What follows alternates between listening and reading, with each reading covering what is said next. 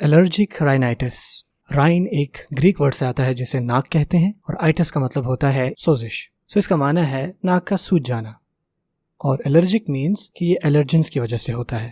الرجنس کوئی بھی ایسی غیر نقصان دہ چیز کو کہتے ہیں اور سانس کے ذریعے ہماری ناک میں داخل ہو جاتی ہے اور اس میں موجود امیون ری ایکشن کو وسیع پیمانے پہ پھیلا دیتی ہے. الرجنس کی کامن ایگزامپل میں آتا ہے پولن اور ڈسٹ. یہ الرجنس ناک میں موجود امیون سسٹم کے میس سیل جو کہ IgE سیل سے جڑے ہوتے ہیں اس سے جا کر مل جاتی ہے. الرجن کے IgE اینٹی باڈی سے ملنے کے نتیجے میں میس سیلز اور ایکٹیو ہو جاتے ہیں.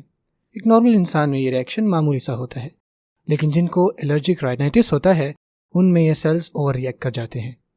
ناک کے ارد گرد موجود تمام سیلز ہسٹامین کو ریلیز کرنے کا سگنل بھیجتے ہیں. ہسٹامین کا کام ہوتا ہے نیزل میوکوسا میں مزید سوزش کرنا، جس کی وجہ سے ناک میں بہت زیادہ میوکس پروڈکشن بڑھ جاتی ہے اور مریض کو نزلے کی شکایت ہو جاتی ہے. یہ ایکسیسو میوکس پروڈکشن ناک میں موجود 2 اہم سٹرکچرز کو بلاک کر دیتی ہے. نمبر 1 نیزولا کریمل ڈکٹ. اس ڈکٹ کا کام آنکھوں سے آنسو کو ناک میں ڈرین کرنا ہوتا ہے، مگر بلاک ہونے کی صورت میں الرجک رائنائٹس کے مریضوں کو آنکھوں میں پانی بھرنے کی بھی شکایت ہو سکتی ہے. Number 2 یوسٹیشین tube.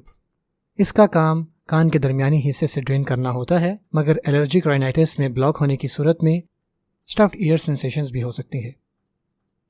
آخر کار اس سب کے نتیجے میں نیزل کیوٹی میں موجود نرو اریٹیٹ ہونا شروع ہو جاتی ہے اور چھینکیں آنے لگتی ہیں، جس کی وجہ سے مریض کو سانس لینے میں بہت مشکل پیش آتی ہے. مختصر لفظوں میں الرجک رائنائٹس میں نیزل میوکوسا میں سوزش اور سویلنگ ہو سکتی ہے. دوسرا آنکھوں میں پانی بھر سکتا ہے. تیسرا کانوں کا بھر جانا. چوتھا نزلے کا آنا.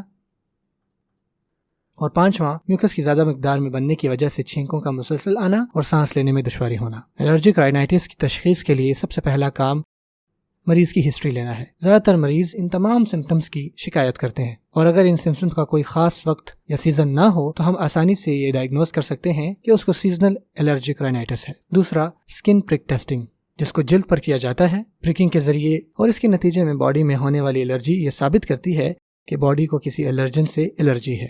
Number 3 blood test. Total blood eosinophil count.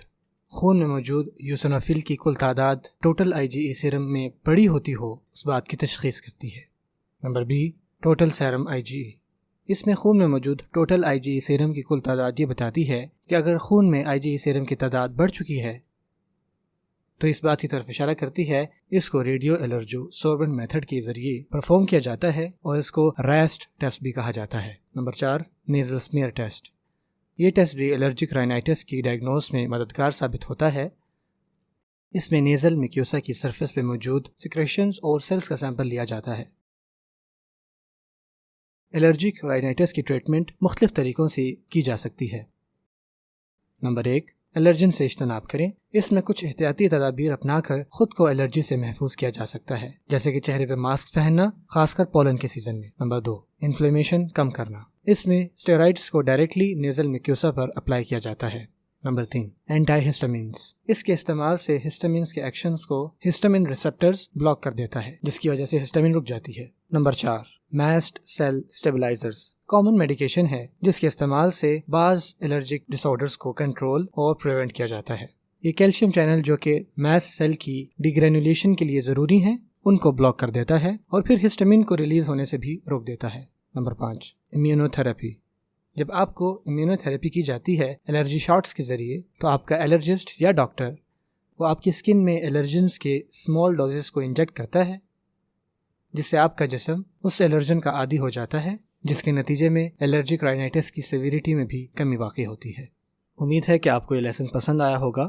اگر آپ کو اس سے فائدہ پہنچا ہے تو ہمیں پیٹریون پر لازمی سپورٹ کریں تاکہ ہم اس طرح کی مزید لیسنز آگے بنا سکیں.